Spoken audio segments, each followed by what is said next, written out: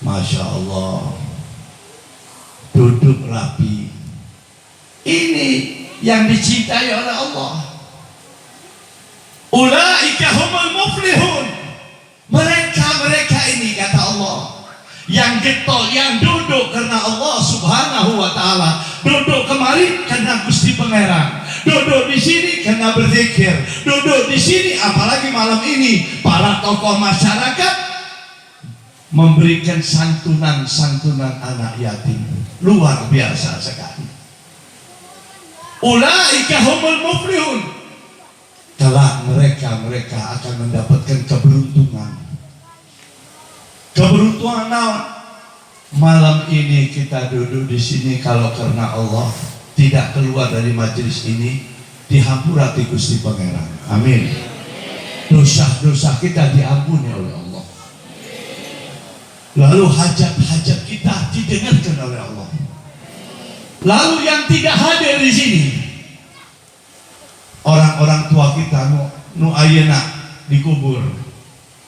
Karena kita duduk di sini, bodi kita duduk di sini, mereka ahli kubur khususnya desa Cilele mendapatkan rahmat dari Allah Subhanahu wa taala.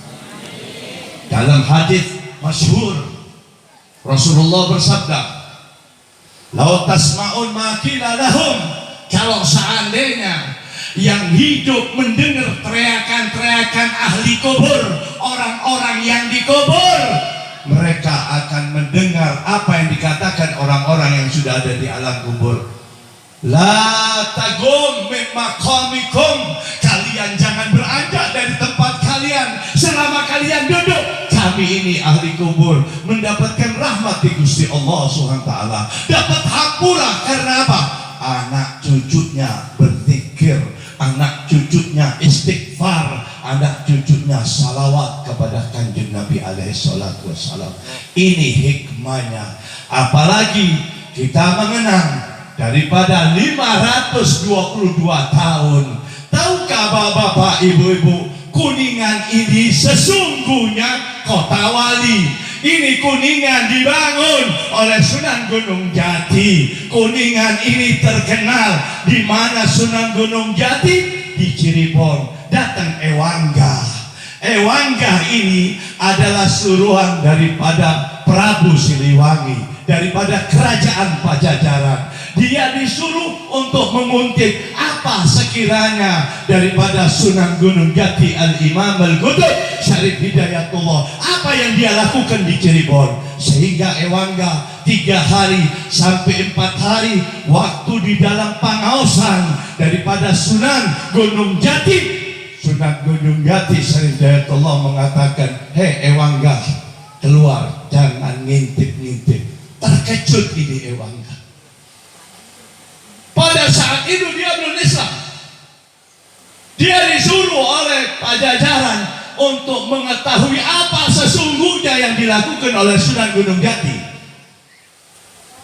Ini waliullah. Sehingga Ewangga gemeter. Dipanggil, disuruh duduk di sampingnya Sunan Gunung Jati. Lalu apa yang dahsyat? Apa yang diutus oleh Prabu Siliwangi semuanya diceritakan oleh Sunan Gunung Jati. Sehingga rodok gemeter Ewangga. Tidak lama dia masuk ke dalam Islam. Setelah Islam, dia pergi ke Luragung. Raja Luragung pada saat itu agamanya Hindu. Raja Luragung pada saat itu agamanya Buddha. Dia datang ke sana karena dia takut kembali ke Pajajaran. Ewangga gak berani balik lagi ke menemui Prabu Siliwangi.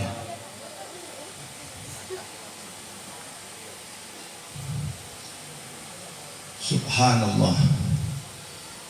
Hampir sebulan Ewangga kembali lagi kepada Sunan Gunung Jati. Lalu Sunan Gunung Jati mengatakan apa? Saya mau pergi ke Raja Luragung. Berangkat Sunan Gunung Jati. Syarif Al-Imam Syarif Hidayatullah dari Cirebon dengan pasukannya dengan kudanya langsung menuju Luragung. Begitu menginjak kakinya di pintu gerbang Luragung, dia takbir, Allahu Akbar, Allahu Akbar, Allahu Akbar. Dahsyatnya kalimatillah, dahsyatnya tabrik-tabrik daripada akbar Allah dengan menyertai nama Allah yang maha besar. Itu Luragung keluar dari depan daripada istananya atau keratonnya. Dia lihat gemeter sampai di depannya Sunan Gunung Jati. Dia langsung sungkem. Antum ini semuanya harus tahu, bukan Kota Kuningan ini harus dandut, bukan Kota Kuningan ini harus hura-hura, karena yang membangun kabupaten atau Kota Kuningan adalah para waliullah. Sehingga setelah sungkem, Raja Luragung lalu menyatakan ingin masuk Islam. Setelah mengucapkan syahadaten, didengungkan adzan yang pertama kali di Luragung. Sehingga bertengger atau bermalam kurang lebih 3 malam di Luragung Sunan Gunung Jati. Lalu di situ dia mendapatkan daripada ibunya Kamuning atau Arya Adipati Kuningan. Waktu itu sedang hamil. Coba yang di belakang jangan rame. Ini ilmunya Sunan Gunung Jati. Dia mengatakan, nanti anakmu akan keluar seorang putra, kasih nama Kuningan. Umur 17 tahun dia akan menjabat daripada Adipati Kota Kuningan. Belum lahir, Kuningan belum lahir, Kemuning belum lahir. Al-Imam Al-Qutub Syarif Hidayatullah sudah memberitahu daripada Luragung dan lain-lain sebagainya. Ma'asyiral muslimin, dan kota Kabupaten Kuningan ini bulan Muharram 1485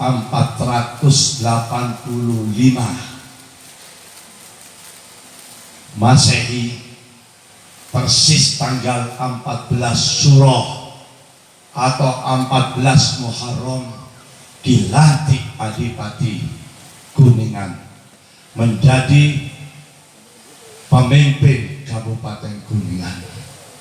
Imbasnya seluruh pesisir Kuningan semuanya masuk Islam, sampai jalan lagi ke Kuali, sampai daripada ujungnya Ciamis, mendekati perbatasan daripada tentang teritorial Pajajaran pada saat itu.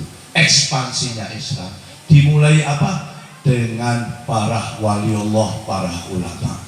Saya heran lihat kalau orang yang tinggal atau penjabat dia nggak ikhlas di Kota Kuningan, matinya bakal mati yang sangat menakutkan sekali. Pertama, kedua, hidupnya nggak bakal senang, apalagi dia menjabat sebagai ketua masyarakat atau daripada pengemban daripada amanat masyarakat. Pada tanggal 14 Muharram dilantik beliau menjadi bupati, dan waktu Portugis di Jakarta yang terkenal dengan Sunda Kelapa yang akan mendarat ke Batavia pada saat itu, kavaleri daripada Adipati Kuningan membawa daripada pasukan-pasukannya yang luar biasa menuju ke kota Batavia, membantu peperangan daripada Portugis pada saat itu. Dan terkenal daripada kavaleri atau pasukan-pasukan kuda Kuningan ini terkenal hebat-hebat semuanya. Dan waktu Portugis datang ke Sunda Kelapa di Batavia, para pemuda-pemuda muslimin ikut berperang dengan Syarif Hidayatullah, yaitu di pelabuhan Sunda Kelapa, dan dimenangkan oleh Syarif Hidayatullah. Disitulah diangkat Fathahillah menjadi Jayakarta. Lalu siapa lagi yang diangkat? Yaitu Sultan Hasanuddin sebagai Sultan Banten. Lalu diangkat, dikukuhkan daripada Adipati Kuningan pada saat itu. Ma'asyiral muslimin wal muslimat, sebagian orang pulang ke Kuningan, sebagian tinggal di Jakarta. Sampai sekarang terkenal ada kampung orang-orang Kuningan yang sekarang dikenal daripada Jalan Rasuna Said, termasuk segitiga emas. Ini perjuangan daripada masyarakat Kuningan. Oleh karena itu ma'asyiral muslimin wal muslimat, ini 522 tahun yang lalu, yaitu 14 Surah 1485 pada saat itu, yaitu Masehi, kurang lebih hampir 800 tahun yang lalu. Perjuangan para karuhun-karuhun kita. Saya heran kalau ada orang menjabat kota Kuningan dia nggak bener, insya Allah dia akan ketulah daripada karuhun-karuhun ahli kota Kuningan. Karena kota Kuningan ini didirikan oleh para wali Allah. Pantas kalau kuwu, pantas kalau lurah, camat mengadakan daripada hari jadi kota Kuningan dengan tablighul Islam, dengan santunan sedekah kepada saudara-saudaranya, ini akan turun rahmat, khususnya di desa Cileleh ini. Antum semuanya harus mengenal, harus tahu, jangan ikut-ikutan saja tetapi tidak mengenal apa ini sesungguhnya Kuningan. Kalau melihat daripada sejarah-sejarah yang lain, yaitu Kuningan ini daripada Ontin, anaknya Ontin, seorang daripada anak raja di Cina, yang mana dia melahirkan seorang yang dikatakan daripada Adipati Kuningan. Tetapi ini masih belum positif benar karena arsip nasional belum mengesahkan daripada perjalanan Ontin bahwa dia melahirkan daripada Adipati Kuningan. Karena ada dua versi, Kemuning dan Kuningan. Ternyata daripada arsip nasional antara Kemuning dan Kuningan orangnya satu, yaitu daripada putra daripada Ibu Rara Sumanding. Inilah ma'asyiral muslimin rahimakumullah, tentang daripada perjalanan Kuningan, Kabupaten Kuningan yang ini hari 522 tahun. Oleh karena itu kita terutama pemuda-pemuda kalau melihat yang mungkar jangan repot dikatakan radikal. Dulu lebih dahsyat daripada sekarang. Kalau dulu misi jabatnya Pak Unang Sunarja, yaitu tahun 1978 yang mencetuskan bahwa tanggal 1 September yang bertepatan dengan 14 Surah hari jadi Kuningan, dan saat itu Bupati almarhum tersebut yaitu apa? Mengadakan pawai akbar dengan tabligh Islam, pawai akbar dengan menyatakan daripada salawat-salawat di jalan-jalan dengan memakai obor. Ini terjadi tahun 1978 yang pada saat itu bupatinya kota Kuningan Bapak Unang Sunarja, sarjana hukum. Tapi sekarang apa? Diimbas oleh keadaan-keadaan yang tidak menentu. Lalu apa? Barokah daripada kota Kuningan pelan-pelan diambil oleh Allah karena pribuminya udah melenceng daripada perjalanan para karuhun-karuhunnya. Mari Bapak, Ibu-ibu, kita kembali ke hito yang benar, jalan yang benar. Kita sekarang ini menghadapi hal-hal yang di luar akal. Kita ini sekarang dicoba umat Islam dari RI 1-nya sampai seluruh menterinya sudah nggak benar semuanya. Lalu apa? Lahir sekarang menteri agama yang nggak mengerti tentang agama, sengaja ditaruh ini menteri agama untuk mengobok-obok daripada agama Islam. Ini yang terjadi sekarang. Apa ini bukan merupakan ujian buat umat Islam yang terkenal, yaitu di dunia yang terbesar umat Islam yang ada di dunia adalah Republik Indonesia. Tapi mendapatkan menteri agamanya apa? Assalamualaikum setelah dia dilantik jadi menteri agama, pidato di Masjid Istiqlal sudah tidak mengerti syurutil Jum'ah, sehingga dikatakan oleh para ulama supaya sholat Jumat diulangi lagi menjadi sholat duhur. Ini yang terjadi. Lalu apa? Sekarang terjadi bahwa Islam radikal, Islam ya'muruna bil ma'ruf wa yanhauna 'anil munkar. kalau kita mengajak kebaikan lalu memerangi daripada mesum-mesum, memerangi daripada hal-hal yang di luar daripada agama, dikatakan radikal, wallah saya bersumpah ini orang susah akan masuk surga walaupun dia agamanya Islam. Ini yang terjadi sekarang. Justru sekarang ini, mari dengan terjadinya 522 ulang tahun atas terjadinya, atas terbitnya umat Islam yang tambah tahun tambah banyak, terlahir tambah tahun tambah banyak, mari kita menyelamatkan diri kita, rumah-rumah tangga kita. Hati-hati Pak, sekarang banyak kematian yang mendadak. Kalau sudah mati, ya Allah, kalau sudah mati nggak bisa hidup lagi.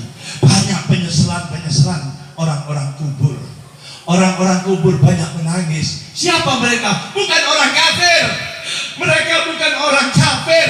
Mereka bukan orang Nasrani, tapi orang Islam. Kenapa dia menangis dan kubur? Munafik, penjilat, meremehkan sholat, meremehkan puasa, lalu diumbar anak gadis-gadisnya seperti dijual. Ini yang terjadi sekarang. Lalu apa? Bapak ibunya besok akan dihadapkan oleh Allah.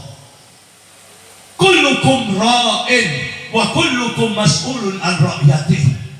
Kita ini sebagai kepala keluarga akan bertanggung jawab seutuhnya di hadapan Allah. Pakmu, dia akan bertanggung jawab di lingkungannya. Lurah akan bertanggung jawab di lingkungannya. Camat, yaitu camat Cigugur, bertanggung jawab. Ini semuanya akan ditanya oleh Allah Subhanahu wa ta'ala. Makanya Allah Subhanahu wa ta'ala menyatakan apa? Demi masa, demi matahari yang aku terbitkan, demi malam yang aku ciptakan, kata Allah, sesungguhnya manusia yang merugi kecuali dia beriman lalu berbuat kebaikan. Wa amilus sholihat wa tawassaw bil haq wa tawassaw bil sabr. Berbuat yang benar, nggak usah ngurusin orang lain. Mari kita membuild up, membangun keluarga kita seutuhnya kepada keluarga Islamiyah supaya selamat.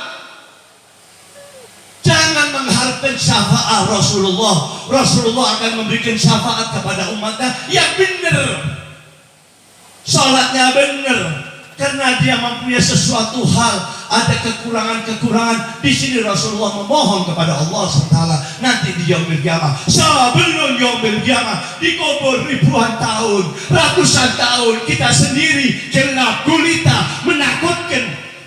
Apa kita lupa tentang kematian?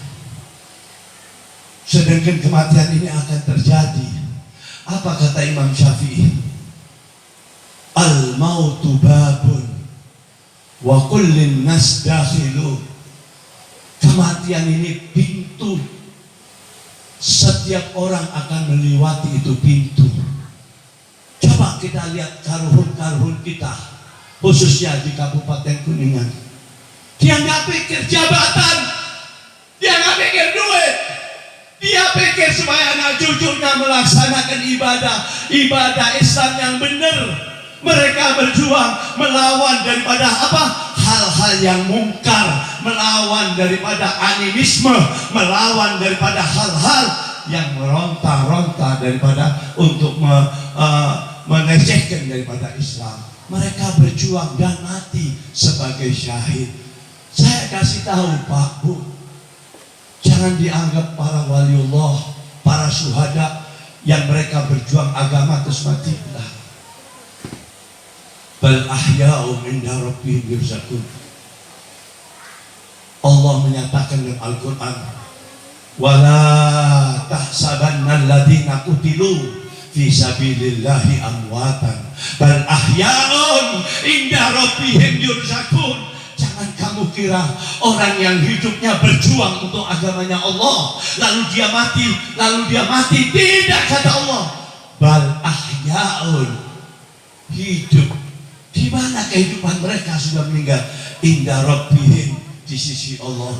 Yurzakun, dikasih rezeki sama Allah. Kumaha Habib jernih tos upus kok dapat rezeki. Imam Jalalain menafsirkan ada dua hal. Mereka ini para syuhada mendapatkan rezeki dua hal. Yang pertama, rohnya diberi kebebasan oleh Allah. Yang kedua, full facilities, diberi fasilitas dari Gusti Allah. Apa yang dia mau diberi oleh Allah Subhanahu wa ta'ala. Mari kita ini saat ini tidak menguntungkan buat Islam. Pak, Bu, saya kasih tahu, saat ini kita nggak beruntung dengan apa yang kita hadapi sekarang, khususnya untuk umat Islam. Umat Islam diobok-obok, ulama dipojok-pojokkan. Lalu apa?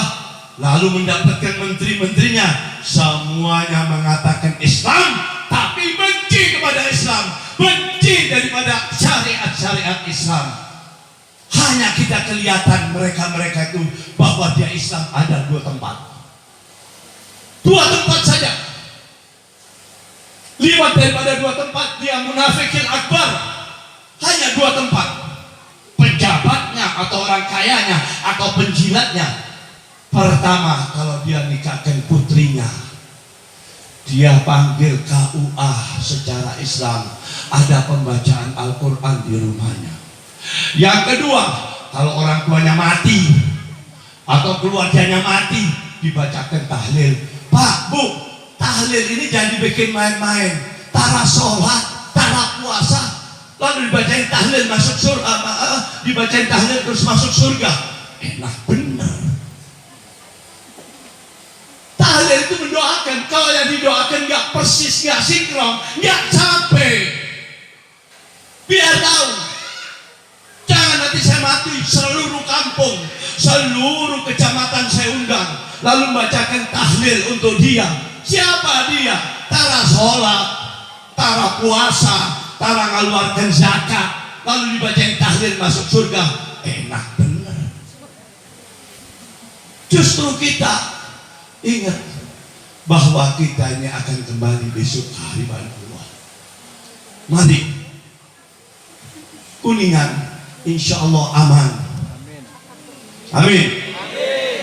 Kuningan selama ahlanya atau keluarganya atau penduduk pribumi Kuningan masih menjalankan syariat Islam, insya Allah gak akan dapat masalah.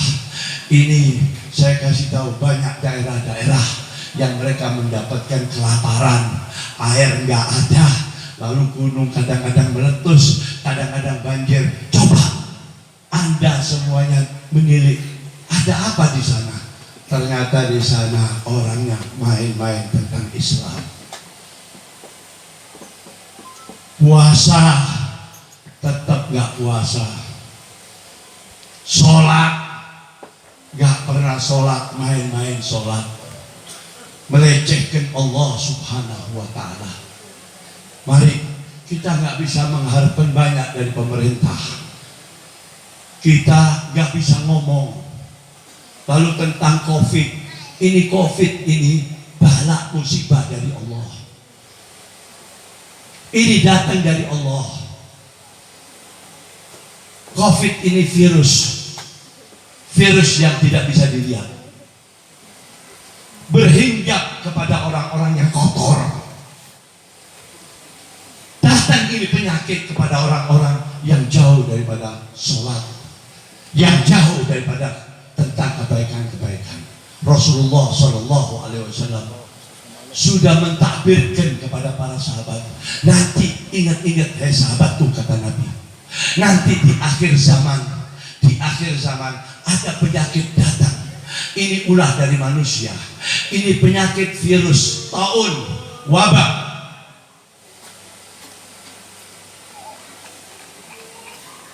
Tidak ada yang bisa melihat. Dia akan hinggap kepada manusia-manusia. Tetapi umatku akan selamat. Ditanya oleh sahabat, bagaimana ya Rasulullah pada saat taun atau virus datang pada zaman itu, kok umat Islam bisa selamat? Asal dia menjaga air wudhu. Dengarkan dia. menjaga wudhu. Kalau dia menjaga wudhu, insya Allah nggak bakal kena taun. Karena apa? Virus itu akan hinggap ke hidung, lalu ke tenggorokan, lalu menjadikan daripada penyakit sesak nafas dan paru-parunya hancur. Ini virus. Tetapi kalau umatku menjaga air wudhu, dia akan selamat. Mari, air wudhu ini saya kasih tahu, silahil mukmin kata Rasulullah, senjatanya orang mukmin. Saya anjurkan, jangan takut sama COVID. Memang COVID ini ada, kita nggak ngeliat, tapi kita harus menjaga. Dengan apa? Jangan lepas wudhu. Walaupun ibu-ibu lagi berhalangan, nggak apa-apa, pegang air wudhu.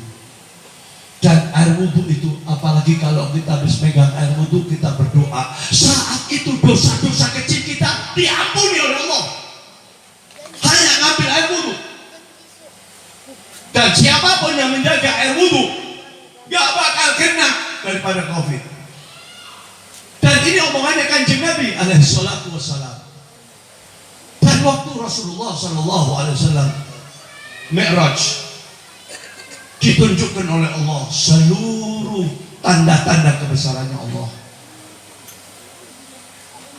Begitu sampai di surga, Rasulullah masuk, mendengarkan apa? Trompa. Ditanya sama Rasulullah, liman hadan na'al ya Jibril, punya siapa ini ya Jibril trompa ini?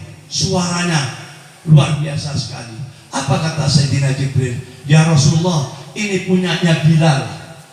Bilalnya itu masih hidup di kota Mekah. Liman hadan ya Jibril, punyanya Bilal. Setelah Rasulullah Isra dan Mi'rajnya 5 hari, memanggil Sayyidina Bilal bin Rabah. Ya Bilal, kemari. Amalan apa Anda lakukan ya Bilal? Kata Sayyidina Bilal, ya Rasulullah, anta abi wa ummi, engkau kedua belah orang tuaku. Apa yang engkau ajarkan, aku lakukan. Kata Nabi, ada mungkin sesuatu yang aku tidak ajarkan engkau lakukan? Gak ada perasaan saya ya Rasulullah. Coba kamu pikir ya Bilal. Setelah cukup lama dipikir, mungkin ini ya Bilal, ya Rasulullah. Apa itu ya Bilal? Ini engkau gak ajarkan, tapi aku lakukan. Apa itu ya Bilal?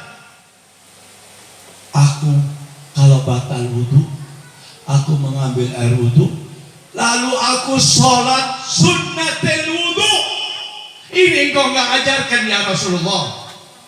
Aku mengambil air wudhu, lalu aku sholat sunnatul wudhu 2 rakaat lillahi ta'ala. Ini kau gak ajarkan.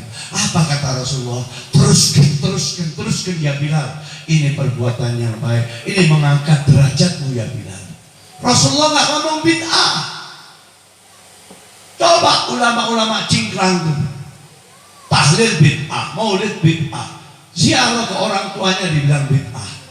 Ini Rasulullah mengatakan teruskan ya Bilal. Ini perbuatan baik, derajatmu naik di sisi Allah Subhanahu wa ta'ala. Oleh karena itu, kita menghadapi COVID ini musibah bencana, tetapi ini buat orang munafik, ini buat orang kafir, bukan untuk kita. Tetapi kita tetap harus menjaga pakai masker dan lain-lain sebagainya, menjaga. Tetapi apa? Harus percaya diri sendiri. Jangan takut, jangan ditakut-takutin oleh COVID. Bohong. Asal kita ini seorang mukmin, kita pakai masker sebagaimana kita keluar, tapi jangan lepas air wudhu. Di zaman Rasulullah duduk di masjid, tahu ada suku Badui, orang Badui dari gunung turun dari unta. Melihat Rasulullah, dia lari, dia salaman sama Rasulullah. Kata Rasulullah, ikat ontamu. Kata ini Badui, saya tawakal ya Rasulullah. Oh, tawakal bukan begini. Ikat dulu ontamu, baru kamu tawakal. Kita pakai masker, menjaga, lalu tawakal sama Allah. apalagi kalau memegang air wudhu, insya Allah nggak bakal kena penyakit. Ibu-ibu mau ke pasar, mau menuju ke pasar pakai masker tapi wudhu, pulang dari pasar wudhu, di dalam rumah wudhu, kita keluar kemana-mana keluar wudhu, jangan lewat daripada 3 jam. Habis 3 jam kita wudhu lagi. Insya Allah setan iblis gak bakal dekat sama kita. Sehingga Rasulullah mengatakan al-wudu silahil mu'min. Wudu ini adalah senjatanya orang mukmin. Kita sebagai mukmin mempunyai senjata dengan apa? Air wudu. Walaupun ibu-ibu sedang berhalangan, lagi ada halangan gak sholat, gak apa-apa, pegang air wudu. Insya Allah diselamatkan oleh Allah Subhanahu wa ta'ala. Mari dengan 522 tasyakur ini yang disenangi oleh para karuhun di kota Kuningan. Demi Allah, ahli-ahli Kuningan, wargi-wargi kita punya karuhun, semuanya senang sama Pak Kuhunya, sama camatnya, sama lurahnya, sama para panitia, bangga bahwa anak cucunya mengadakan panausan mengenang perjuangan-perjuangan para pendahulu-pendahulunya. Inilah turun rahmat yang dimulai dari siapa? Dari Sunan Gunung Jati. Dan Sunan Gunung Jati meletakkan dan berdoa di kota Kuningan ini. Dan kota Kuningan ini termasuk salah satu kota di Jawa Barat, yaitu kota para wali Allah. Dari Kuningan ini terlahirlah para pahlawan-pahlawan bangsa. Dari Kuningan ini yaitu apa? Terlahirlah para ulama-ulama. Dari Kuningan ini terlahirlah para wali-wali Allah. Sehingga insya Allah kita akan bertemu kelak dengan mereka di surganya Allah, insya Allah. Amin ya Rabbal Alamin. Waktu Bung Karno ditanya kenapa harus mengadakan pertemuan di Linggarjati, kenapa harus diadakan pertemuan dengan Belanda di Linggarjati, apa kata Bung Karno? Saya tahu ini Kuningan Atharil Aulia Ibadillahi Sholihin. Di Kuningan ini banyak para ulama, para wali-wali Allah. Saya ingin mendapatkan barokah daripada tanahnya kota Kuningan. Tapi sekarang sudah lupa. Masjid nggak jadi masjid. Itu syiar Islam itu kalau malam minggu dibikin tempatnya nggak bener. Ini yang terjadi. Makanya nanti kalau pemilihan bupati pilih yang benar, jangan karena duit. Ini harus tahu sebab apa? Anda besok akan ditanya oleh Allah Subhanahu wa ta'ala. Jangan karena duit, dikasih duit 100.000, 200.000, dijual akidah tauhid, sedangkan dia nongkrong di situ 5 tahun. Apa artinya duit?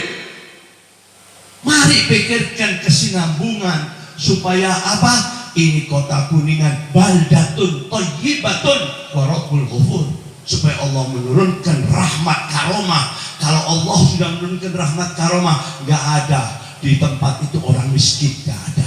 Semuanya cukup, semuanya sehat, lalu dipenuhi oleh Allah Subhanahu wa ta'ala. Apa dalam Al-Quran dikatakan, lau anna ahlal qura amanu wattaqau la fatahna alaihim barakatin minas samai wal ard walakin kadzabu wa akhadnahum bima kanu yaksibun. Kalau satu kota, satu desa, atau satu kabupaten orangnya itu beriman dan bertakwa sesungguhnya kepada Allah, Allah akan membuka rezekinya dari langit dan dari bumi.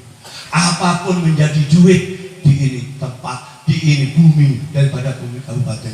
Walakin kalau mereka kadzabu, yaitu melupakan nikmat Allah, mempermainkan agamanya Allah, wa akhadnahum, aku bawa mereka kesengsaraan, aku bawa mereka kelaparan, aku bawa kepada mereka yaitu apa? Tentang kehidupan yang sadis, kehidupan yang serakah, satu sama lain hasud menghasut.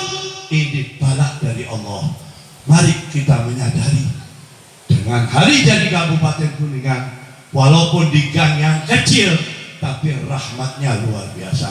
Dan insya Allah setelah satu qasidah kita baca istighosah tasyakuran kepada Allah Subhanahu wa Ta'ala tentang hari jadi Kota Kuningan. Oleh karena itu saya minta jangan beranjak, kita minta sama Allah Subhanahu wa Ta'ala tentang diri kita, keluarga kita, anak putra putri kita, karena kita akan membaca istighosatul kubra sebagaimana yang diharapkan oleh para panitia. Jadi saya mohon bapak-bapak ibu-ibu, satu qasidah selesai, nanti insya Allah diteruskan daripada penutup istighosah kubra. Hadanallahu wa iyyakum ajmain.